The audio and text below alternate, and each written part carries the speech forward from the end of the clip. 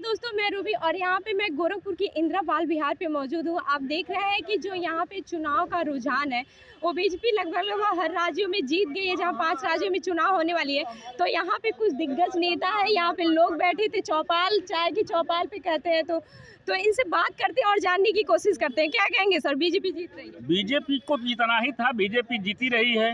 मोदी जी के नाम पे तो वोट पड़ा है। मोदी जी ने डायरेक्ट योजनाओं का लाभ जनता को दी है। मोदी जी को जीतना ही है। लेकिन काफी आक्रोश देखने को मिल रहा था युवाओं में बेरोजगारी पे, इस पे क्या कहेंगे? देखिए, ये आक्रोश हमेशा रहेगा, उसी में सेटलमेंट सॉर्ट आउट होता रहता है। ये सरकारें हैं, सबके मन की बातें नहीं कर सकते हैं, लेकिन बीजेपी का योजना, बीजेपी का कार्यशैली, जनता तक योजनाओं का लाभ मिल रहा है। गरीब, मजलूम, मजदूर लोग, किसान लोग, गांव के लोग 100% वोट की हैं। महिलाएं इसका लाभ लिए, महिलाएं इसका वोट दे रही हैं। क्या कहेंगे सर, बीजेपी बहुमत से सरकार बना रही है? पहले तो वहाँ की जनता को आभार प्रकट करता हूँ कि उन्होंने जो है मोदी जी को लाइक करके ही वोट दिया जो है। और मोदी जी ने ये बोले थे कि ये जो है देश जो हमारा जातिवाद में बट रहा है, तो मैं केवल 4 जाति ही जानता हूँ। एक जो है नवयुवक और एक जो है महिला। मोदी जी ने तो ये भी बोला था कि एक ही जात है, वो है गरीबों की जात। जब जातिगत जनगणना पे विवाद हुआ था तो वो बोले तो फिर 4 जात कैसे बोल दिए? 4 जात बोल दिए, वो गरीब और किसान ये भी बोले थे जो है। तो ये सारे अपना जो भी नहीं, तो ये मुझे नहीं समझ में आ रहा, जब एक ही जात है तो फिर वो 4 जात, गरीब, किसान, युवा, ये क्यों बोले? वो इसलिए बोले कि मुख्य जो होता है जातिवाद नहीं होता है, ये जो गरीब है किसान। खैर, ये बताइए चुनाव पे क्या कहेंगे आप? चुनाव में मोदी जी का जो भी था, उनका जो भी लागू करना था उन्होंने लागू किया। महिलाओं को जो है आरक्षण दिया, हर चीज़ जो है गरीबों के लिए जो डायरेक्ट खाते में पैसा भेजे और मुफ्त में राशन दिए। तो गरीब लोग तो यही चाहेंगे कि जो हमको हर चीज़ कर रहा है उसी को मुझे वोट देना। क्या कहेंगे सर, ये जो 5 राज्यों में चुनाव हुआ है वहाँ पे बीजेपी जीत रही है, तो इस पे? देखिए, ये जीत नहीं, ये तो मोदी का जो है सरकारी तंत्र की जीत है। अच्छा। ये जनता का जनादेश नहीं है, ये मोदी जी का जो है सरकारी तंत्र है, उसकी वजह से जीत है। ऐसा क्यों सर? आप ये देख लीजिए, जो स्थिति छत्तीसगढ़ में थी, जीरो से, जमीन से लेके भूपेश बघेल ने पूरा काम किया। चाहे किसानों की बात हो, चाहे महिलाओं की बात हो, चाहे युवाओं की बात हो, हर स्तर से भूपेश बघेल जी ने काम किया। लेकिन आज रिजल्ट देखिए क्या है।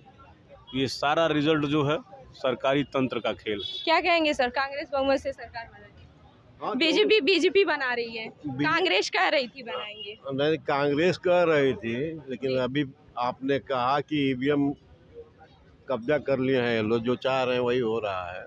अच्छा, ईवीएम का कब्जा कर लिए हैं? कि उसको हटा देना चाहिए। क्या कहेंगे सर, ये बोल रहे हैं ईवीएम ही कब्जा कर लिया है? देखिए, ईवीएम पे अपना टिकरा फोड़ रहे हैं। जी बताइए। जब सरकारी तंत्र जब हावी हो गया है, हाँ। तो वैसे थोड़े पकड़ लेगा, किसी जनता को हाथ पकड़ करके ले आ देगा। ईवीएम है हम लोगों को मालूम है अपने सूत्रों से। अब हम लोग विश्वसनीय सूत्र क्या है अभी थोड़ा हम लोग पता कर रहे हैं। हैदराबाद में नहीं हुई ईवीएम है, ईवीएम है हैदराबाद में नहीं हुई, तो उससे नहीं हुई क्या? हैदराबाद में नहीं हुई थी, उन्होंने वो मान लिया है। लेकिन मोदी जी के नाम पे मोदी जी को जब जब व्यक्तिगत रूप से टिप्पणी की जाएगी, जनता उसका जवाब वोट के रूप में दे रही है। भारतीय जनता पार्टी की सरकार बनेगी और ऐसे ही लोग टिप्पणी करते रहे। भगवान उन लोगों की दशा मनोदिशा इसे बनाई रहे कि मोदी जी पर जब तक व्यक्तिगत टिप्पणी करेंगे उनकी हानि होगी। बीजेपी की सरकार जहां भी पार्टी लड़ेगी, मोदी जी के नाम पर वोट मिलेगा। मोदी जी की टिप्पणी करना जनता पर भारी पड़ रहा उन लोगों के लिए।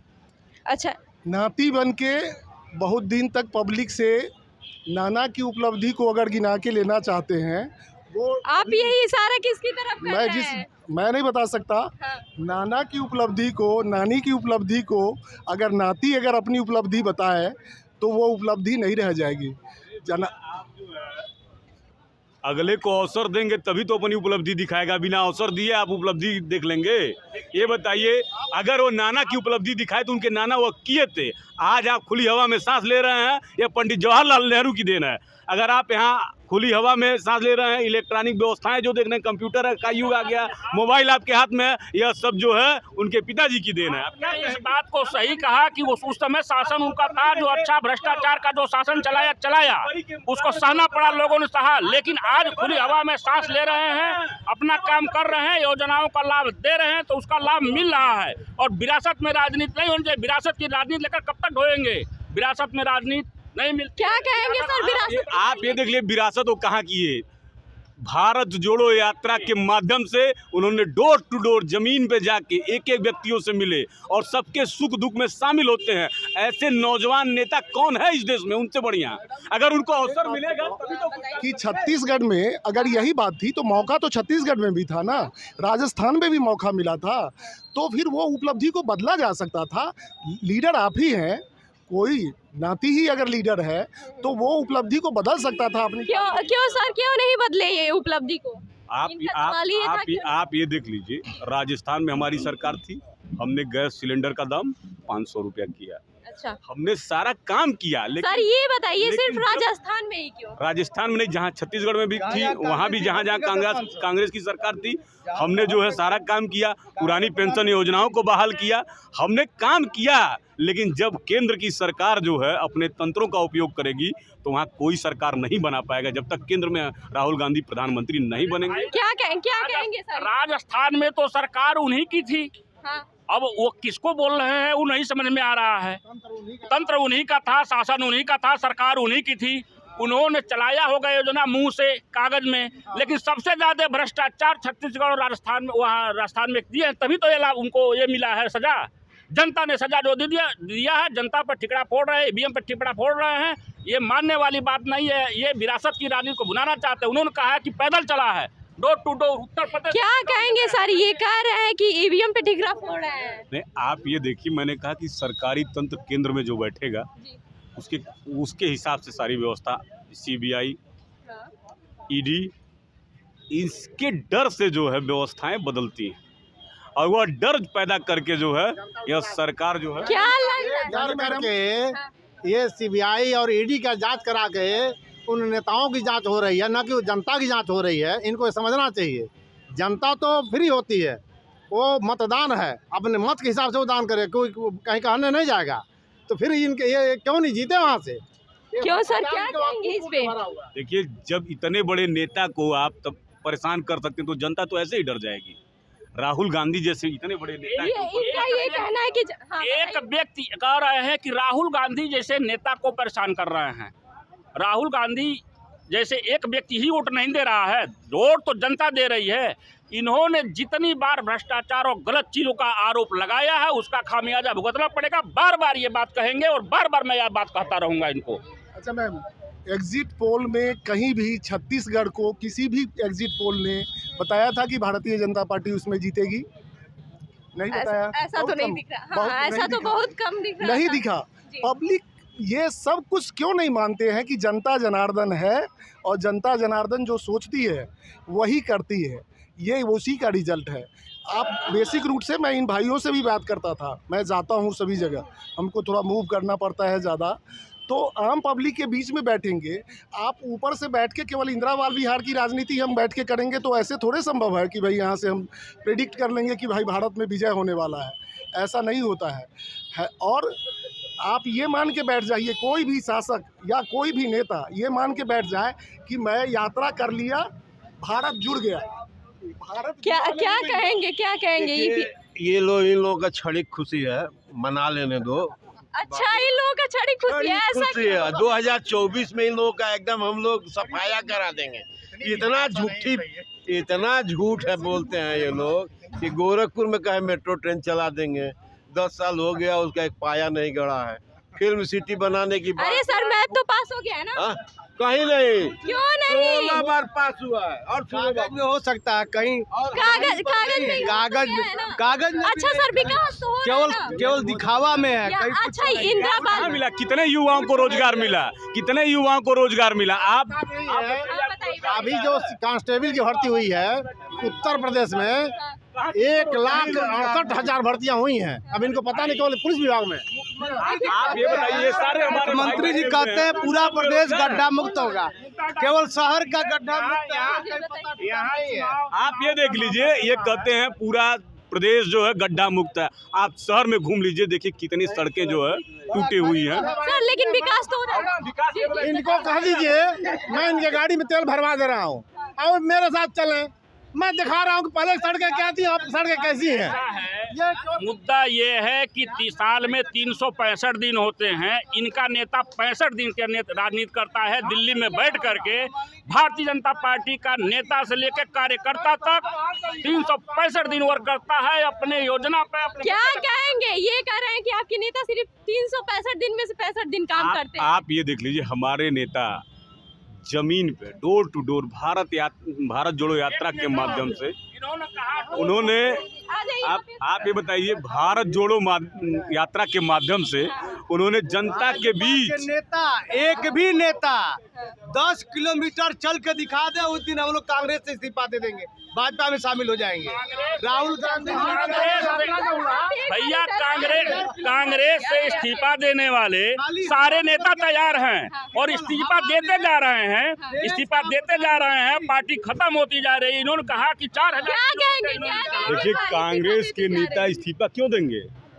कांग्रेस हमारे दिल में है। भ्रष्टाचारी भाजपा में आ गया तो गंगा जल से पवित्र हो जाता है। 2024 में किया है सारे भाजपाइयों का उत्तर प्रदेश में हम लोग जमानत जब्त करा रहे हैं। एक बात इन्होंने चिल्ला रहा है कि 4000 किलोमीटर राहुल गांधी ने पैदल चला। उत्तर प्रदेश में उन्होंने कहाँ चला? उत्तर प्रदेश बिहार लोकसभा के में सरकार बनाने का रास्ता उत्तर प्रदेश से ही जाता है।